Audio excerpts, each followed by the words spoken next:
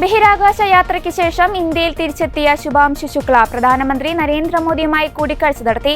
ബഹിരാകാശത്തേക്ക് കൊണ്ടുപോയ ഇന്ത്യൻ പതാക ശുഭാംശു മോദിക്ക് സമ്മാനിച്ചു. അതേസമയം ശുഭാംശു ശുക്ലയുടെ ബഹിരാകാശ യാത്രയെക്കുറിച്ച് ലോക്സഭയിൽ തുടങ്ങിയ പ്രത്യേക ചർച്ച പ്രതിപക്ഷ ബഹളത്തെ തുടർന്ന് തടസ്സപ്പെട്ടിരുന്നു. പ്രധാനമന്ത്രിയുടെ വസതിയായ 7 ലോക് കല്യാൺ മാർഗിലെത്തിയാണ് ശുഭാംശു ശുക്ല നരേന്ദ്രമോദിയെ കണ്ടത്. ബഹിരാകാശ യാത്രയുടെ അനുഭവം ശുഭാംശു വിശദീകരിച്ചു. അന്താരാഷ്ട്ര ബഹിരാകാശ നിലയത്തിൽ നിന്ന് പകർത്തിയ ചിത്രങ്ങൾ ശുഭാംശു പ്രധാനമന്ത്രിയെ കാണിച്ചു. ആക്സിയം 4 ദൗത്യത്തിന്റെ മിഷൻ പാച്ചും ബഹിരാകാശത്ത് കൊണ്ടുപോയ ഇന്ത്യൻ പതാകയും ശുഭാംശു പ്രധാനമന്ത്രിക്ക് സമ്മാനമായി നൽകി. ശുഭാംശു ശനിയാഴ്ച ദില്ലിയിൽ നടക്കുന്ന ദേശീയ ബഹിരാകാശ ദിനാഘോഷത്തിൽ പങ്കെടുക്കും. അതേസമയം ശുഭാംശു ശുക്ലയുടെ ബഹിരാകാശ യാത്രയെക്കുറിച്ചുള്ള പ്രത്യേക ചർച്ച പൂർത്തിയാക്കുവാൻ ആകാതെയാണ് ലോക്സഭ ഇന്നലെ പിരിഞ്ഞത്. ഉച്ചയ്ക്ക് 2 മണിക്ക് സഭ തുടങ്ങിയപ്പോൾ വിഷയം ചർച്ചയ്ക്കെടുത്തെങ്കിലും പ്രതിപക്ഷം ബഹളം വെച്ചു.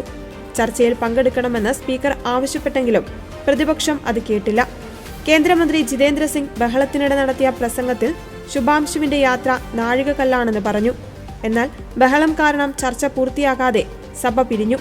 പ്രതിപക്ഷ പ്രതിഷേധത്തെ ദൗർഭാഗ്യകരമെന്ന് പ്രതിരോധ മന്ത്രി രാജ്നാഥ് സിംഗും വിമർശിച്ചു. അന്താരാഷ്ട്ര ബഹിരാകാശ നിലയത്തിലേക്ക് യാത്ര ചെയ്യുന്ന ആദ്യത്തെ ഇന്ത്യൻ ബഹിരാകാശ യാത്രികനാണ് ശുഭാംശു ശുക്ല. ആക്സിയം 4 ദൗത്യത്തിന്റെ ഭാഗമായിരുന്ന അദ്ദേഹം ജൂൺ 26-നാണ് ഇന്റർനാഷണൽ സ്പേസ് സ്റ്റേഷനിൽ എത്തിയത്. ദൗത്യത്തിന്റെ ഭാഗമായി 18 ദിവസം അന്താരാഷ്ട്ര ബഹിരാകാശ നിലയത്തിൽ ചെലവഴിച്ച ശേഷം ജൂലൈ 15-ന് അദ്ദേഹം തിരികെ എത്തി.